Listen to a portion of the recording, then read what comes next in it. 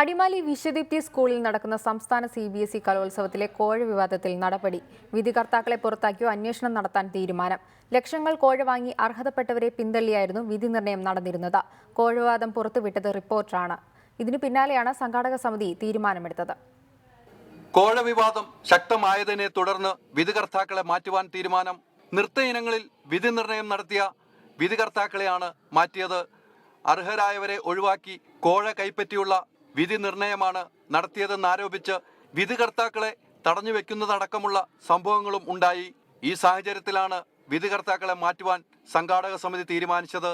ഇതിനു പുറമെ കോഴ പറ്റിയെന്ന് അന്വേഷണത്തിൽ തെളിഞ്ഞാൽ ഇതിന്റെ പിന്നിൽ പ്രവർത്തിച്ചവർക്കെതിരെയും നടപടിയുണ്ടാകുമെന്ന് CBSE മാനേജ്മെന്റ് അസോസിയേഷൻ സംസ്ഥാന പ്രസിഡന്റ് റിപ്പോർട്ടറോട് പറഞ്ഞു. ഇപ്രാവശ്യം എന്തെങ്കിലും സംഭവിച്ചിട്ടുണ്ടെങ്കിൽ അതിനെക്കുറിച്ച് കൂലങ്കഷമായി ഞങ്ങൾ അന്വേഷണം നടത്തി വ്യക്തമായ നടപടിയെടുക്കുകയും അങ്ങനെ ആരെക്കുറിച്ചെങ്കിലും പരാതി ഉണ്ടെങ്കിൽ അവരെ എന്നേക്കുമായി നമ്മുടെ പാനലിൽ നിന്നും ഡീബാർ ചെയ്യുകയും ചെയ്യും.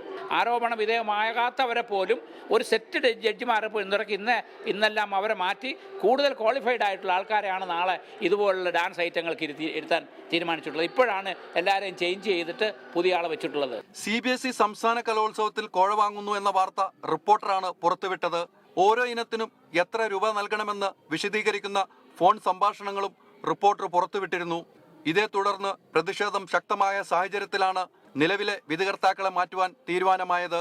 നിറപകട്ടാർന്ന കലോത്സവത്തിന് മാറ്റുകുറച്ച കോഴ വിവാദം ഒടുവിൽ സംഘാടകർ കണ്ണു തുറന്നു. വിധികർത്താക്കൾക്കെതിരെ നടപടിയെടുക്കുമെന്ന് ഉറപ്പു നൽകിയാണ് സംഘാടകർ കണ്ണു തുറന്നത്. കലോത്സവ വേദിയിൽ നിന്നും VS ഹൈദരലി, റിപ്പോർട്ടർ.